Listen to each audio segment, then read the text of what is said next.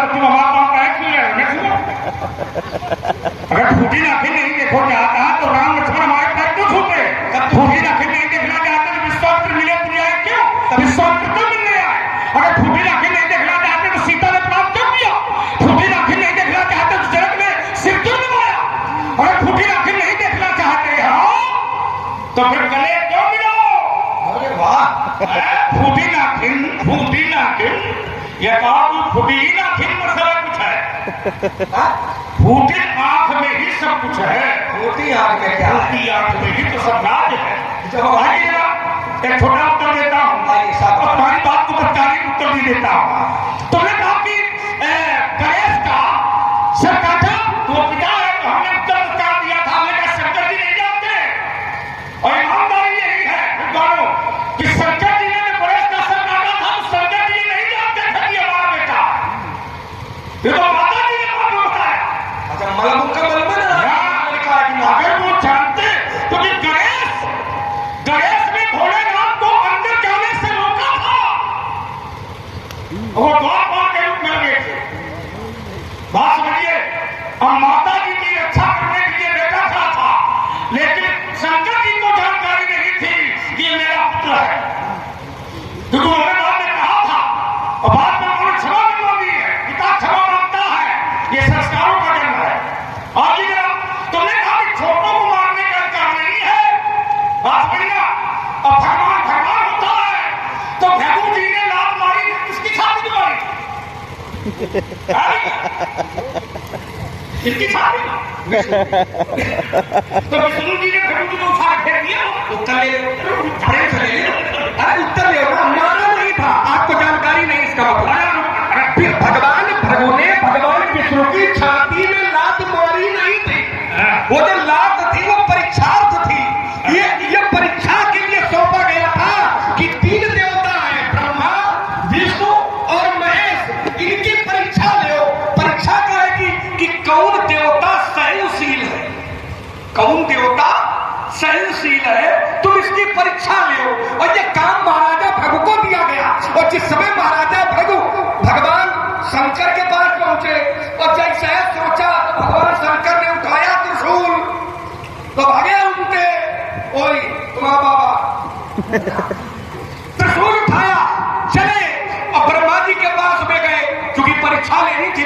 परीक्षा तो परीक्षा में मारना ये गलत हो जाएगा। परीक्षा में जो भी प्रश्न पत्र आता है, अब भगवान विष्णु की छाती पर लात मारा तो भगवान विष्णु क्या छोटे हैं कि बड़े? हमने कहा था बड़े को मारने का अधिकार है, तो भगवान विष्णु ने वहां पर महाराजा भृगु को बड़ा माना। अब कैसे माना उसका एक श्लोक ले लो, श्लोक ले लो। भगवान विष्णु स्वयं कहते हैं क्या? प्रसादात धरणी धरोहम। अरे ये तो ब्राह्मणों का आशीर्वाद है मेरे ऊपर कि प्रसादात धरणी धरोहम। प्रसादात कमला वरोहम। प्रसादात अजिता चितोहम। प्रसादात मम राम नाम। तो भगवान भृगु बड़े थे नहीं क्योंकि वो ब्राह्मण थे, इसलिए भगवान विष्णु ने महाराजा भृगु को बड़ा माना। वो ब्राह्मण थे इसलिए बड़ा माना। तभी कहा विप्र प्रसादात धरी धरोहम। विप्र प्रसादात अजिता जितोहम। विप्र प्रसादात कमलावरोहम। और विप्र प्रसादात मम राम सतनाम। तो उन्होंने मर्यादा का पालन किया क्योंकि ब्राह्मण को भगवान कहते हैं बड़ा होता है। वर्णा नाम ब्राह्मणों गुरु। वर्णों में जो ब्राह्मण होता है वो गुरु होता है। गुरु माने बड़ा, तो बड़ा कर सकता है, छोटा थोड़ी कर सकता। बात तो वह है। बात तुम्हारी दोनों देखो घूम रही है। सही है। एक तरफ ये भी कहते जा रहे हो कि शंकर जी के पास गए तो शंकर जी ने त्रिशूल उठा लिया है ना? तो एक तरफ तुम कहते हो कि ब्राह्मण बड़ा बात समझो। हम नहीं कह रहे, ये भगवान का श्लोक है।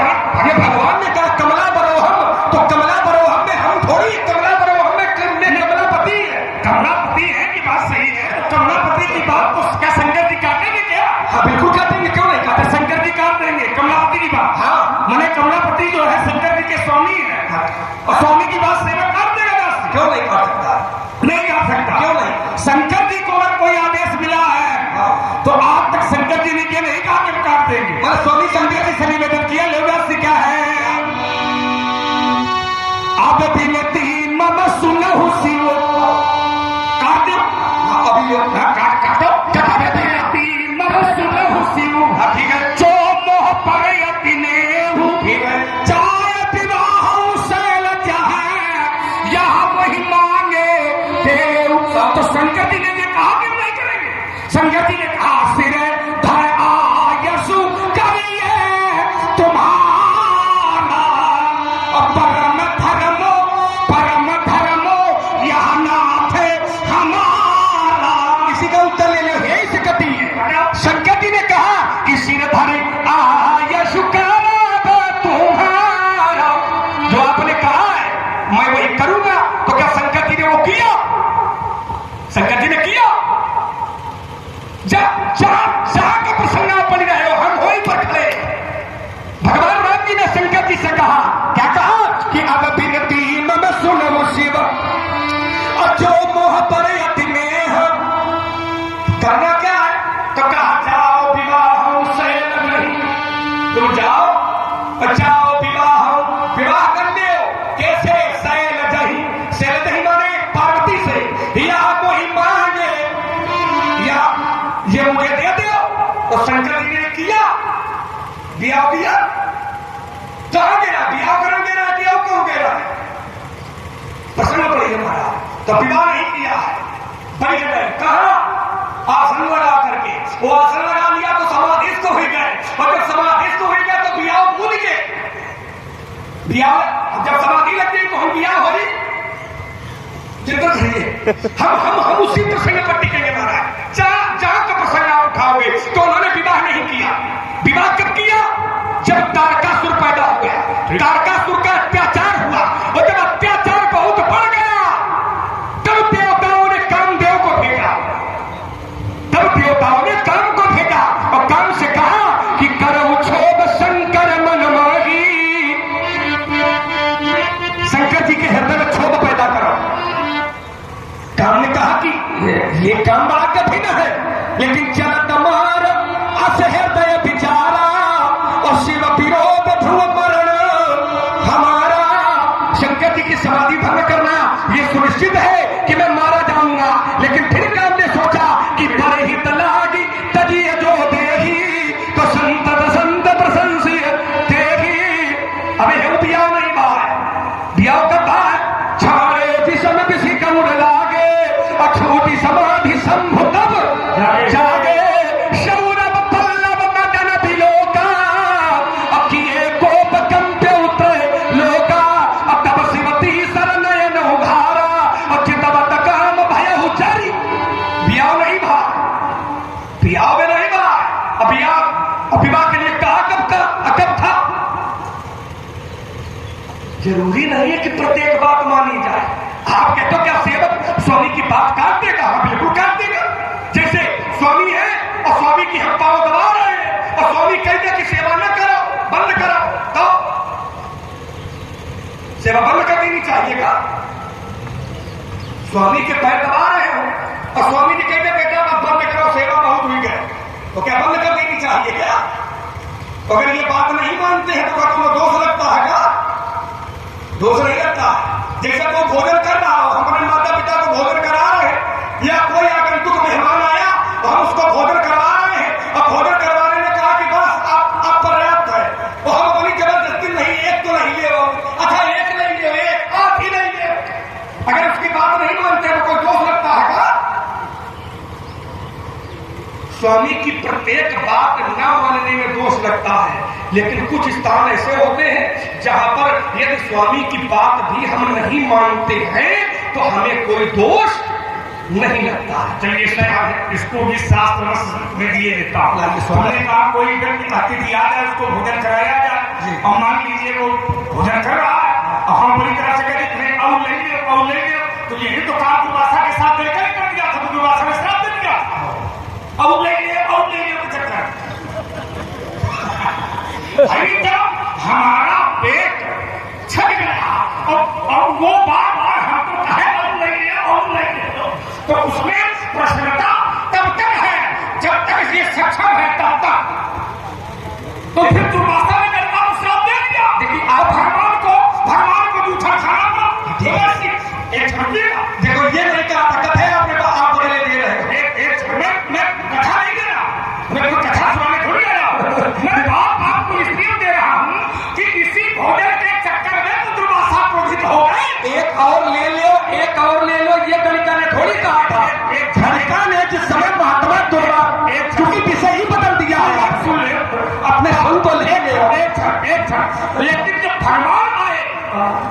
फरमा लाए तो उन्होंने कहा कि अगर ये क्रोध कर रहे हैं तो तुमको ये ना पूछ करके स्वाद पूछना चाहिए, स्वाद। तो उसने सोचा स्वाद से पूछा नहीं क्या आसन जो कथा हम कहीं गलत नहीं बता रहे हैं, सुधार नहीं होगा। अगर तुम्हारी बुद्धि वहां जा रही तो वहां भी प्रसंग में चढ़ेंगे, ऐसा नहीं कि हमको खिलाना है। नहीं और एक छड़िएगा तुम्हारी बात का मैं तर्क से उत्तर दे रहा हूं, अब जुड़ी हुई बात दे रहा हूं।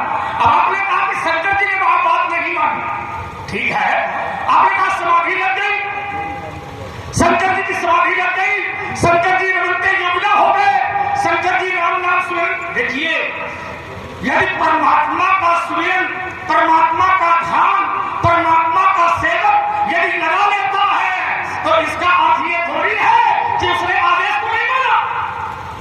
विचार करना, तुमने कहा कि यदि मान ले स्वामी जी के पैर अगर सेवक दाब रहा है और स्वामी जी कहते अब न दाबो, अच्छा बढ़िया। अब मान लिया स्वामी जी सो जाए, उनको नींद आ रही है, अब फिर वो सेवक शिकायत पैर न दाबो तो क्या तब भी ना हो? बिल्कुल उत्तर ले लो, उत्तर ले लो। देखो इसलिए मैंने कहा था कि कथा को ही आपने भ्रमित कर दिया है। मैं जरूरत नहीं, आप सुन तो ले भाई, आनंद से ले, इसमें कोई हार जीत का खेल थोड़ी है। आपने कहा कि जैसे दुर्भाषा कोई किसी का पेट भर गया है और फिर अगर कोई कहता है एक ले लो एक और ले लो तो दोष महाराज फिर भी नहीं है, ये उसका भाव है कि वो आपको भरपेट भोजन कराता है, तो इसमें दोष गिनना ठीक नहीं है, तो इसमें क्रोध करना भी ठीक नहीं। उसको प्रेम से आप मना करते हो भैया आप नहीं। बाकी अगर वो पूछ रहा है कि एक और ले लो तो ये दोष नहीं है उसका, ये गुण है। क्यों? क्योंकि ये गुण होना चाहिए कि चूंकि नियम कहता है भोजन सेवा दान में, अगर कोई भोजन करावे और बार बार कहे कि और ले ले तो दोष नहीं होता है। सेवा कोई कर रहा हो और सेवा जिसकी हम कर रहे हो और वो हमको मना करे कि सेवा बंद न करो, हम फिर भी बंद न करें, ये भाव होना चाहिए व्यक्ति में। दान देते समय भी कोई मना करे कि दान न दे तो ये बात हमको किसी को माननी नहीं है। कोई माता का है, पिता का है, भाई का है, गुरु का है, कौ का है, लेकिन अगर दान देने का मन बना लिया है और किसी ने अगर मना भी किया है तो उसकी ये बात कभी भी किसी व्यक्ति को माननी नहीं चाहिए। अगर वो व्यक्ति ये बात नहीं मानता है तो उसे कोई दोष नहीं लगता है। क्यों? एक दोहा है राशि कि भोजन सेवा दान में आज्ञा भंग न दोष, आज्ञा भंग न। और इसके कई उदाहरण है। विश्वामित्र जी है, लोगों के साथ में गुरु जी है और विश्वामित्र जी के हम लोग पैर दबाते हैं और विश्वामित्र जी सो जाते हैं, एकदम पैर दबा रहे हैं तो फिर चढ़ जाते हैं और फिर कहते अरे बच्चा जाओ सो जाओ, बस हुई गया सेवा। हम लोग फिर भी नहीं मानते हैं, हम फिर भी पांव दबाते हैं। तो मानसकार को चौपाई लिखनी पड़ती है कि बार बार का सो बहुता बार बार माने कई बार, क्योंकि ये सत्य बता रहा है कि एक बार में बात का पालन नहीं हुआ है तो बार बार मुनिया क्या दीनी, बार बार मुनि आज्ञा दीनी, तब है रघुबर जाय शयन तब। क्योंकि सेवा कर रहे हो तो सेवा करने में गुरु के पांव दबा रहे हैं तो गुरु सो नहीं, चाहे जितनी तगड़ी निद्रा आ जाए, लेकिन सेवक का धर्म यह नहीं है कि पिताजी सो गए तो पांव दबाना बंद कर दे ना, पैर दबाओ। इन्हीं पैरों में चारों धाम बसते हैं गुरु कृपा से, गुरु चरणों में ही। अरे महाराज इसीलिए तो देखो जो काम को नहीं कर पा, इतना त्रैलोक से बैठा था और उस काम को धनुष तोड़ने वाले ने कर दिया केवल गुरु कृपा से, क्योंकि गुरु के चरणों के प्रति उसको श्रद्धा है। गुरु जी ने कहा कि उठो अमुख, थोड़ा दिशा पकड़ा रहा हूं, इसीलिए तो पकड़ा रहा हूं क्योंकि खड़े करना है ना। गुरु जी ने कहा कि उठो अमुख भंजव भव जाबा, अमेत हुतात जनक परितापा, तो सुनी गुरु बचन चरण शिरनावा, सुनी गुरु बचन चरण यश विशाल